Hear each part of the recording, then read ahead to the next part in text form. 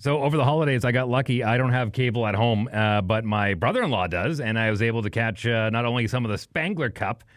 God, do I love that tournament, and caught some of the World Juniors as well. And I'll be honest with you, not much to watch on Team Canada side on either of those tournaments. Oh man, they lost to the U.S. last night, and then how do you lose to Latvia? The Latvia guy, he has like an 800 save percentage in the QMJHL, then turns up 58 saves against Canada for the 3-2 win. Like what? That's got to be one of the greatest performances in World Junior history. I know it's the regular tournament, not the actual like medal rounds, but wow, what a performance! I'll tell you, I remember losing to Latvia. I mean, that one stings. I remember once upon a time, and I think it was maybe, and I'm taking a complete guess here, I think it was 98 or 99. But the USSR was still just starting to reshape, and Kazakhstan had a team. It was like their first team of having their junior players, and the program was so poor, guys were trading gloves when they were next out on the bench, and they were sharing sticks, and they beat Canada. I'm not saying Canada losing to Latvia is that bad, but it's pretty close. So who do you? I don't even know where to begin on that. We got like 5 sets of gloves, 6 sticks in case one breaks, and we just shuffle them out every shift, like on the fly, like handing off the baton. Oh, here's your twig and here's your glove. Everyone share. Wow, that is that makes you appreciate this. That makes you appreciate the small stuff, though, right? I mean, you get a nice big budget. Everybody gets 12 sticks, fresh gloves, custom colors, your name in it, and then there's the Kazakhstan guys. Oh yeah, they're all sharing gloves. Like that's some wholesome stuff right there. Makes you appreciate it.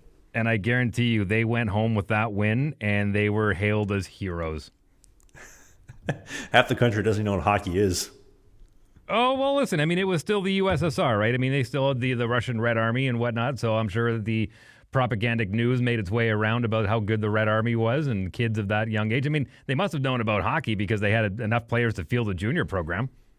Yeah, well, hey, good for them. That's iconic. Is there any wins that stand out to you as far as like iconic wins for Team Canada?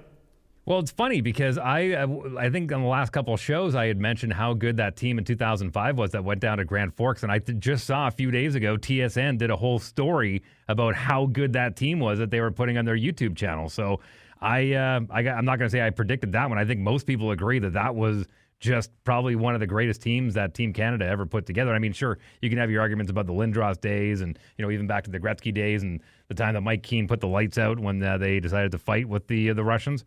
But yeah, for my money and my generation, I think that '05 team is probably the best team the World Juniors has ever put together. No doubt about it.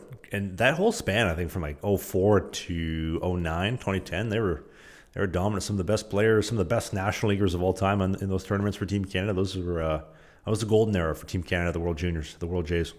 Yeah, no kidding. And look, I was a little.